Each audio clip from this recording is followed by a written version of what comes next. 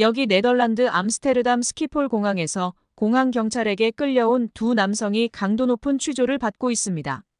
이들은 아무 잘못도 없이 영문도 모른 채 이런 상황에 처하게 되었다고 하는데요. 그런데 이들은 왜 저 사람들은 그냥 넘어가고 우리에게만 이러느냐고 불만이 가득한 모습입니다. 대체 이들에겐 무슨 일이 일어났던 것일까요? 그럼 오늘의 사연 바로 들어보겠습니다. 안녕하세요. 저는 루마니아 출신의 본론이라고 합니다. 오늘은 제가 겪은 놀라운 에피소드를 좀 말씀드리려고 해요. 저는 원래 루마니아 수도에 있는 부쿠레슈티 대학교에 다니고 있었는데 누나 덕분에 한국에 여러 번 방문을 하게 되었죠. 저는 한국 여권을 소지하고 있다는 것이 얼마나 큰 혜택인지 자주 체감을 했었는데요. 한국인이 너무나 부러웠던 적이 한두 번이 아니었죠. 그 이야기를 해드리려고 이렇게 글을 작성하게 되었습니다. 저희 집은 아버지께서 크게 의류 관련 사업을 하고 계신데 사업이 잘 되어 어렸을 적부터 돈에 대한 걱정은 없이 생활을 할 수 있었습니다. 그래서 저는 제 누나와 해외여행도 자주 다닐 수 있었어요. 보통 남매 사이는 사이가 그렇게 가깝지 않은 경우가 많다고는 하던데 저희 집의 경우 어렸을 때부터 저와 누나 사이가 매우 가까웠고 단둘이 여행도 자주 다닐 정도로 남매 간의 우애가 깊었습니다. 그리고 저희 누나는 여행을 다니다가 지금의 한국인 남편을 만나 장거리 연애를 해오다 결혼까지 하게 된 거고요. 저는 누나의 결혼으로 한국이라는 나라를 좀 더 자세히 알게 되었고 한국 음식에 대해서도 그때 처음 알게 되었어요. 한국 음식은 지금 전 세계에서 엄청난 인기를 끌고 있고 많은 사람들이 관심을 보이고 있죠. 부쿠레슈티에도 한식당이 있는데 당시 누나의 추천으로 그곳에서 삼겹살과 김치찌개 등 여러 가지 한국 음식들을 맛보았더니 너무나 맛이 있어서 저는 그 이후로 한국 음식의 광팬이 되었답니다. 누나가 한국인과 결혼하지 않았다면 이 모든 걸 겪지 못했을 텐데 생각만 해도 아찔하네요. 또 누나 덕분에 한국에도 와볼 수 있어서 얼마나 다행인지 몰라요. 저는 대학에서 경제학을 전공하는 학생이었어요. 루마니아는 사실 경제가 안정적인 나라는 아니에요. 사실 여기는 일반인들의 생활이 녹록지 않답니다. 저희 집처럼 사업을 해서 크게 부자가 되는 일도 굉장히 힘든 일이고요. 그래서 저는 열심히 경제학을 공부해서 나라의 경제 발전에 도움을 주고 싶다는 큰 꿈을 꾸고 있었죠. 그런데 저는 누나의 결혼으로 한국에도 여러 번 방문해보고 한국이라는 나라에 대해서도 알게 되면서 한국에서 공부를 해보는 건 어떨까 하는 생각을 하게 되었습니다. 물론 루마니아 내에서 가장 명문대인 부쿠레슈티 대학에서 공부를 하고 졸업을 하면 여기서는 남부럽지 않은 생활을 할 수 있는 건 맞습니다. 하지만 저는 몇 차례 한국에 방문한 뒤 루마니아와는 차원이 다른 한국의 발전된 모습과 편리한 인프라, 그리고 훌륭한 시민의식에 푹 빠지게 되었고 또 스스로 인터넷을 통하여 한국에 대한 정보를 찾아보면서 알게 된 한국 유학에서의 장점과 단점 모두를 고려해 본 결과 한국에서 공부하는 것이 제가 미래에 보다 더 큰 꿈을 펼치는데 많은 도움이 될 거라는 판단이 섰죠. 한국에 꼭 가보고 싶다는 생각은 그렇게 점차 제 머릿속을 채워나가기 시작했습니다. 또한 한국에 누나가 있으니 도움을 많이 받을 수 있을 거라는 생각도 들었어요. 그렇게 저는 결국 한국에서 공부를 하기로 결심을 하고 부모님께도 말씀드려 보기로 했습니다. 부모님께 처음 한국으로 유학을 가겠다고 했을 때 의외로 쉽게 수긍을 해주시더군요.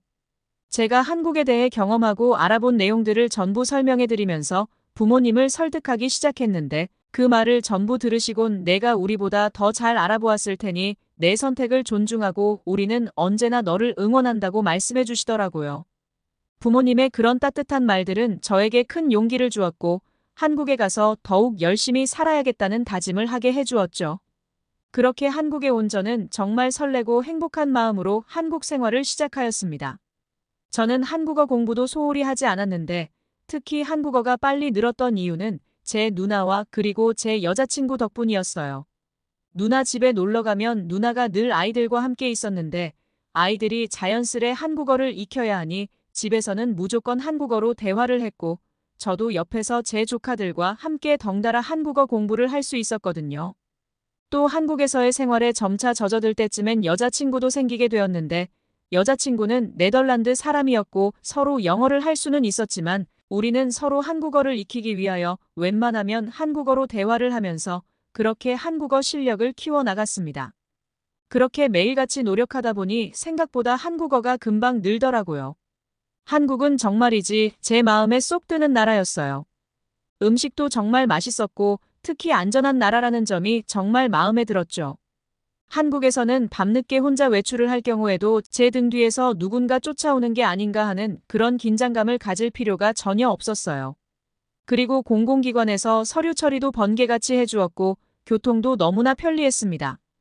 루마니아에서 살다가 이곳에 와서 살다 보니 정말 신세계가 따로 없었죠. 루마니아로 다시 돌아가면 아마 답답해서 살 수가 없을 거란 생각도 들게 되었어요. 저는 한국에서 유학하며 지내는 동안 그렇게 한국이라는 나라의 매력에 점점 빠져들기 시작했고 또 이곳에서 제가 하고 싶은 공부를 하며 저의 진정한 꿈도 찾아 나갈 수 있게 되었습니다. 그리고 한국에서 제 꿈을 꼭 이루고 싶었죠. 저는 한국에서 경제학 박사가 되겠다는 꿈을 가지고 있었습니다. 이렇게 좋은 환경에서 공부할 수 있다는 사실과 또 한국의 역동적인 분위기에서 이제는 벗어날 수가 없었죠. 그런데 그러기 위해서는 한국에서 살아야 된다고 판단이 되어 저는 결국 귀화까지 결심하게 되었어요. 그리고 부모님께 말을 꺼냈죠. 그런데 사실 저희 엄마도 루마니아 사람이 아니라 원래는 헝가리 출신인데 루마니아에서 아빠와 결혼해 살다가 귀화를 하셨거든요. 그러다 보니 귀화 문제에 대해서도 그렇게까지 보수적인 마인드가 아니셨고 큰 갈등 없이 부모님께서 제 의사를 존중해 주셨어요. 저 또한 귀화를 한다고 해서 부모님과의 연을 끊는 것도 아니고 어차피 똑같이 연락하고 똑같이 교류하면서 지낼 테니 크게 달라지는 것도 없다고 생각했습니다. 저는 한국인이 된다는 것이 이렇게 가슴 벅찬 일인지 한국의 주민등록증을 받는 날 느끼게 되었어요. 마치 새로운 삶을 얻은 듯한 기분이었고 주변 친구들도 진심으로 축하해 주었죠. 전 그렇게 한국인으로서 살아가며 한국에서 경제학 박사 학위를 따기 위해 최선을 다했습니다. 한국에 처음 와서 만난 네덜란드 여자친구와도 계속해서 사귀고 있었는데 어느 날 여자친구의 어머니께서 방학 기간에 같은 학교 친구들과 함께 집에 놀러 오라고 하셨다는 거예요. 여자친구는 어렸을 때 아버지가 돌아가셔서 현재는 어머니 혼자서 네덜란드 암스테르담에 계셨는데 딸과 딸의 남자친구 그리고 딸의 학교 친구들을 집으로 초대하여 간만에 북적이는 분위기를 느껴보고 싶다고 하셨다더군요. 혼자 계시니 많이 적적하실 것 같다는 생각이 들었고 저와 여자친구는 평소에 친하게 지내던 친구 2명에게 이야기를 꺼내 함께 가기로 하였죠. 그렇게 총 4명에서 네덜란드행 비행기를 타게 되었는데 어릴 적부터 누나와 여행을 자주 다녔던 저였지만 네덜란드는 한 번도 가본 적이 없었기 때문에 너무도 설레고 기대가 됐어요.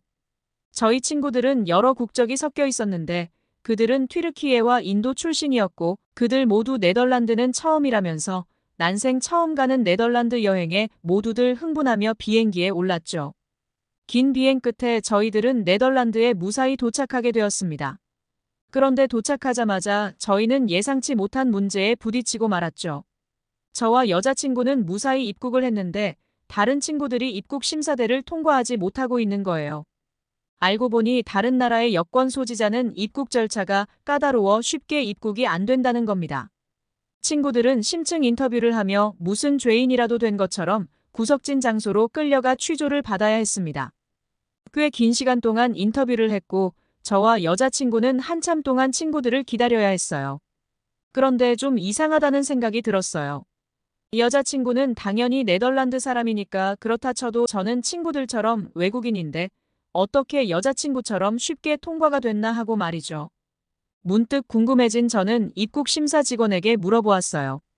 저도 외국인인데 왜 저는 쉽게 통과가 되고 친구들만 까다롭게 인터뷰를 하고 있느냐고요. 그랬더니 그 직원은 웃으며 한국인은 무비자로 입국을 할 수 있다며 한국의 여권 파워를 모르냐고 오히려 제게 묻더라고요. 한국인들은 불법 체류나 범죄 행위를 일으킬 확률이 거의 없어서 안전한 나라의 국민이라는 인식이 강하다고 했어요. 하긴 한국에 살면서 한국의 치안을 겪어보니 왜 저런 인식이 생기게 된 건지 고개가 끄덕여지긴 하더군요. 그렇게 한국 여권의 대단함을 몸소 느끼면서 여자친구와 이런저런 이야기를 나누고 있던 중에 친구들의 심층 인터뷰가 끝났어요. 하지만 친구들은 인터뷰가 끝나고도 바로 입국 처리가 되지 않았고 이후에도 여러 가지 서류 절차를 마치고서야 겨우 입국을 할 수 있었죠. 저는 그런 모습을 바라보며 만약 제가 한국 여권을 갖고 있지 않았다면 저 역시 입국에서 여러 문제를 겪게 되지 않았을까라는 생각이 들었죠. 루마니아라는 나라가 세계적으로 그렇게 힘이 있다거나 그렇다고 한국처럼 치안이나 시민의식으로 유명한 나라도 아니니까 말이죠. 그렇게 저희들은 우여곡절 끝에 여자친구의 집에 도착했어요. 여자친구 어머니께서는 저희들을 격하게 반기시며 맛있는 음식과 편안한 숙소를 제공해 주셨고 우리는 너무도 즐거운 시간을 보낼 수 있었어요. 그 다음 날은 유럽 국가 몇 군데를 돌기 위해 기차를 타게 되었는데 이곳에서도 또 한국 여권 파워를 실감할 수 있는 일이 생겼어요.